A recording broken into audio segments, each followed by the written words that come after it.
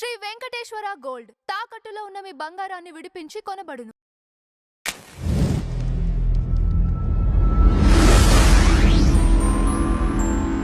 హిందూ గ్రంథాల్లో బానిసత్వం లేదు, కానీ బైబిల్లో కూతుర్ని బానిసగా అమ్ముకోవచ్చు, ఇవన్నీ దేశాలని బానిసగా కొనుక్కోవచ్చు, బానిసను కొట్టొచ్చు, చంపొచ్చు అని ఉంది. బానిస కన్నా ఏముంటుందండి, అంతకు మించిన వివక్ష ఉంటుంది. అందరినీ మనిషి తన స్వరూపాన్ని సృష్టిస్తే అయితే యాజ్ పర్ బైబుల్ నేను అంటే ఏమంటే ఫస్ట్ కపుల్ చేయబడ్డ తర్వాత వాళ్ళు తప్పు చేసి బయటకు వాళ్ళ నుండి పాపులేషన్స్ గ్రో అయ్యి ఇది ఆఫ్రికాలో ఇది జరగటము ఈ సృష్టి ఫస్ట్ కపుల్ అది సైంటిఫిక్ గా ఇప్పుడు కనెక్షన్స్ ఉన్నదానికి మైటోకాండ్రియల్ ఇవన్నీ ఉన్నాయి. ఇది మనిషి సృష్టి ఎక్కడి నుంచి వచ్చాడనే దానికి ఆఫ్రికాకి వెళ్తున్నాయి. బైబుల్ కి కనెక్షన్స్ అక్కడ నుండి పాపులేషన్స్ వెళ్ళి రకరకాల కస్టమ్స్, రకరకాల కల్చర్స్, రకరకాల రిలీజన్స్ రావటము, వాటిల్లో ఒకటిగా స్లేవరీ రావటము, ఇవన్నీ జరగటం బట్టి దేవుడు మనిషి ఎక్కడైతే డిస్కనెక్ట్ అయ్యారో ఆ కనెక్షన్ మళ్ళీ ఏర్పరచుకోవడం కోసం ఆయన మళ్ళా అబ్రహాం అనే దగ్గరికి రావటము, ఆయన ఇక్కడ అనిల్ గారు కన్ఫ్యూజన్ క్రియేట్ చేసి ఆయనే డిస్కనెక్ట్ అయ్యారు అంటున్నారు.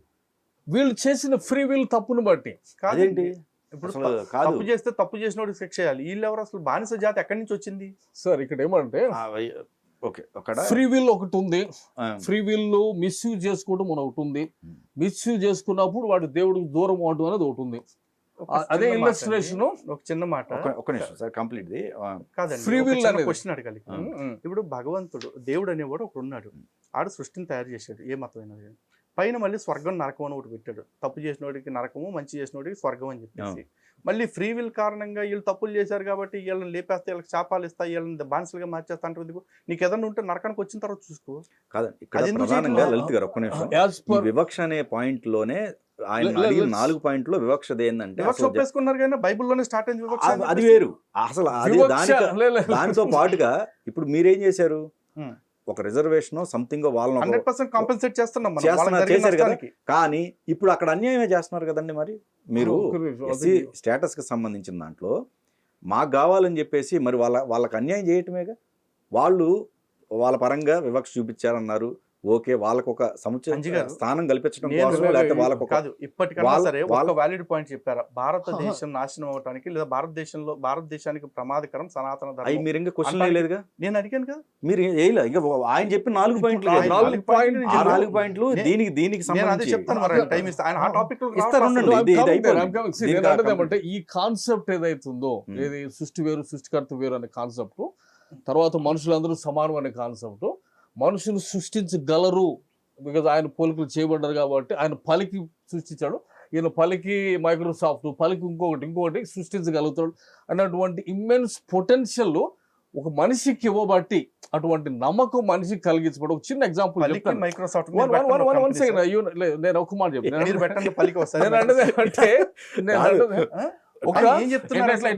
అనేది ఏంటంటే వినే ప్రజలందరూ కూడా వివేచన పలికి కదా మైక్రోసాఫ్ట్ వచ్చింది. ఏం పలికారండి? అదే మనం కూడా పలుకుదాం, పట్టండి ఒకసారి. అవును సార్, ఇప్పుడు మీ కంపెనీ ఏంటి? నాకే కంపెనీ లేదండి. అంటే కంపెనీస్ అంటే ఆయన సృష్టించాడు కాబట్టి నువ్వు కూడా సృష్టించగలవు అనేటువంటి ఆలోచన కాన్సెప్ట్ ఉండి. మీ పాయింట్ ఆఫ్ వ్యూలో సైన్స్ కి సంబంధించి ఇంత టైం పట్టిందండి? ఆయన సృష్టించినప్పుడు ఆ సైన్స్ కూడా అప్పుడే సైన్స్ నువ్వు రాళ్లతో ఇటు కొట్టుకోవద్దు అని చెప్పేసి అప్పుడే అగ్గిపెట్టి ఇవ్వచ్చుగా, ఇవన్నీ అప్పుడే చేయొచ్చు, చక్కగా గ్యాస్ లైట్ ల్యాప్టాప్ లో ఇచ్చేసి ఉండొచ్చు. ఈ బుర్రలు కాదు సార్, ఇప్పుడు కాదు మనిషిని చేసినప్పుడు దీన్ని ఏలండి, భూమి మీది, మీరు ఏలండి అని చెప్పి వాళ్ళు కమిషన్ ఇచ్చి వదిలిపెడతాడు.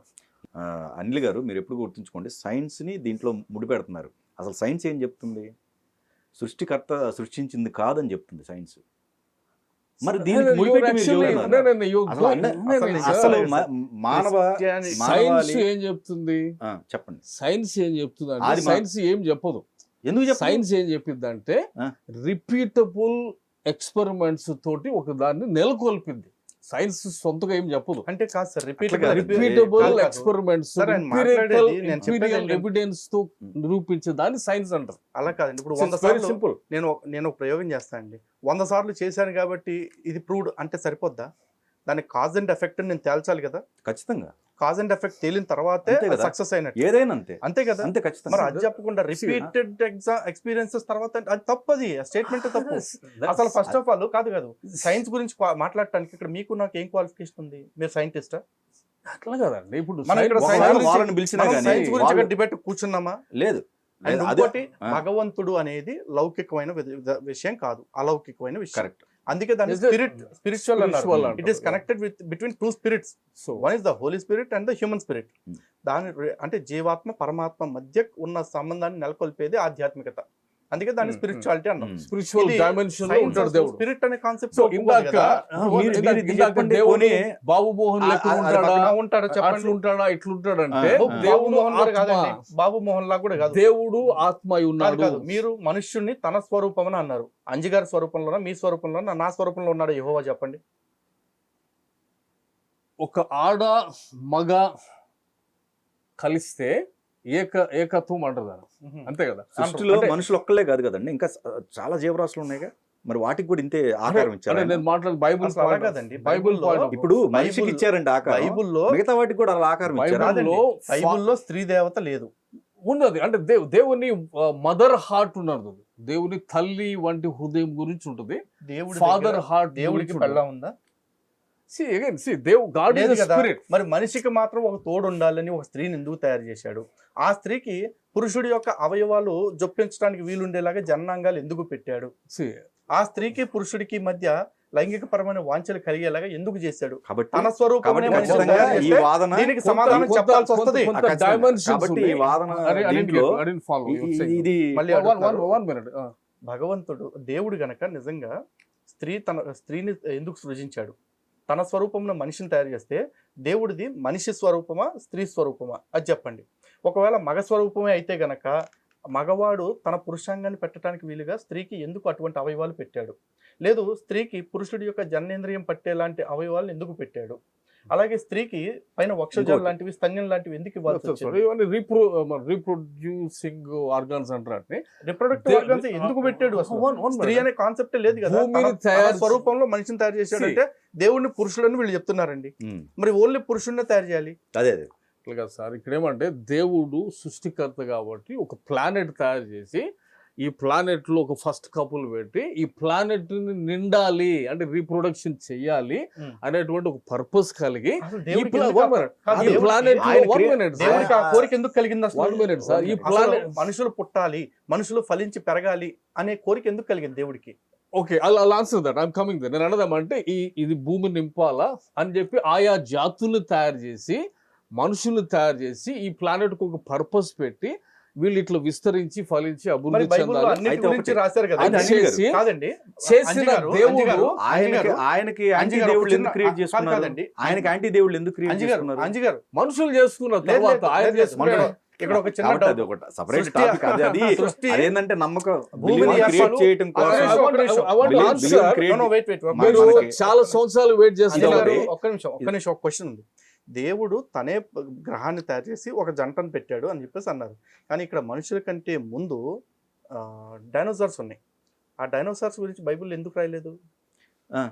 మొదట వాటిని తయారు చేశాను, తర్వాత అవి చచ్చిపోతే ఆ తర్వాత మనుషులు పుడతారు అని రాయలేదే. ఇప్పుడు బైబుల్ ప్రకారంగా నేను అంటదంటే సైంటిఫికల్లీ బైబుల్ అన్ని కోణాలు గుండా బైబుల్లో స్టార్టింగ్ అసలు యూనివర్స్ సింగులర్ పాయింట్ నుండి సృష్టి జరగటము 1 ఒరిజినల్ ఉంటుంది. జెనసిస్ 1 వచ్చిన నుండి ఆ తర్వాత నుండి ఆర్డర్ ఆఫ్ క్రియేషన్ అంటారు, జీనియాలజీ ఆఫ్ క్రియేషన్ అంటారు దాన్ని.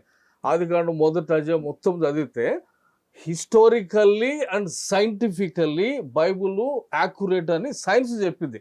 ఏది తర్వాత ఏది అనేది అంటే మనుషులు పుట్టి 6000 సంవత్సరాలే అయిందా? క్రానలాజికల్లీ 6000 సంవత్సరాలే అయిందంటారా? క్రానలాజికల్లీ అవన్నీ జరిగినాయి అనేది 13.8 బిలియన్ ఇయర్స్ అనేటువంటి అక్కడ వాడిన పదాలు ఉన్నాయి. యోమ్ అని చెప్పేసి యోమ్ అంటే అదే ఇక దాని ఇప్పుడు గురించి చాలా మనకి- debates ఉన్నాయి. మనకి లేదండి. వాస్తవానికి యోమ్ అంటే అది రోజా, నెల, సృష్టి సంవత్సరం నిర్మాణం అనేది చెప్పలేదు. యుగము. యుగము ఇప్పుడు అనే దానికి ఇంకోటి అనిల్ గారు, బైబిల్లో ఇప్పుడు యుగము అనే ఏమవుతుంది దానికి డెఫినేషన్ లేదు. మన టాపిక్ లో సృష్టి నిర్మాణం, దాని మీదకి వెళ్తున్నాం, అదొద్దు.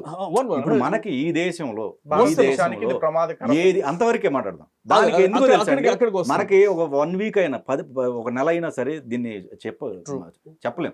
కాబట్టి దాన్ని వదిలేద్దాం, ఆ సబ్జెక్ట్ వద్దు. డిబేట్ అయింది ఆల్రెడీ.